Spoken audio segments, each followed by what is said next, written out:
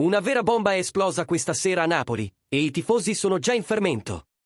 Sì, siamo tornati con un nuovo aggiornamento caldo, pieno di aspettative e mistero, sul nostro amato Napoli. E guarda, quello che sta succedendo dietro le quinte promette di scuotere le fondamenta del club.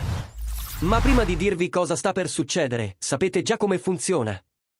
Mettete subito un like e iscrivetevi al canale. Perché qui riceverete tutte le notizie in anteprima e con l'intensità che meritate.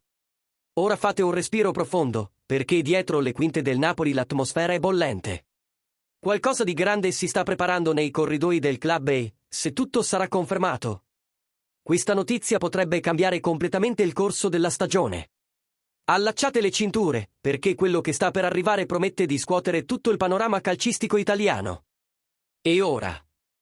Un nome che sta iniziando a guadagnare terreno tra gli obiettivi del Napoli è quello dell'attaccante Lorenzo Lucca, dell'Udinese.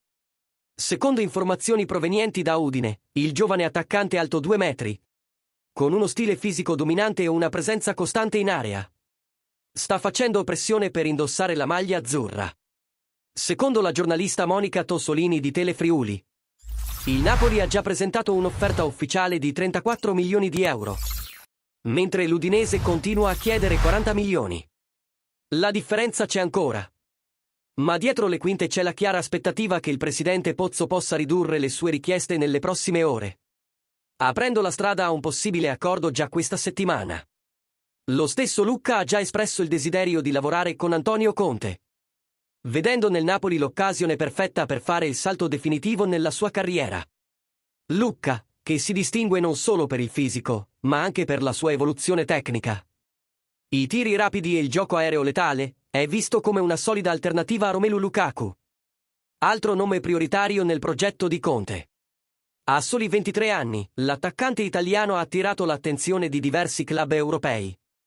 Ma il Napoli è in testa alla corsa e ha il vantaggio di poter contare su un progetto sportivo ambizioso, ricco di competizioni nazionali e internazionali. Nel frattempo, l'Udinese è già in movimento, valutando nomi per sostituire Lucca, il che indica che i prossimi giorni potrebbero essere cruciali per la definizione di questa trattativa. Il ritiro si avvicina e il Napoli non vuole perdere tempo. Ora vogliamo sapere da te, tifoso del Napoli. Lorenzo Lucca è il nome giusto per guidare l'attacco della squadra di Conte? Pensi che valga la pena investire molto sul giovane dell'Udinese o che il club dovrebbe cercare un altro profilo? Commenta qui sotto con la tua opinione, che è sempre fondamentale su questo canale. E, naturalmente, se ti è piaciuta questa copertura speciale direttamente dal cuore del mercato, lascia un super grazie per sostenere il nostro lavoro e aiutarci a tenerti sempre ben informato. Alla prossima, e forza Napoli!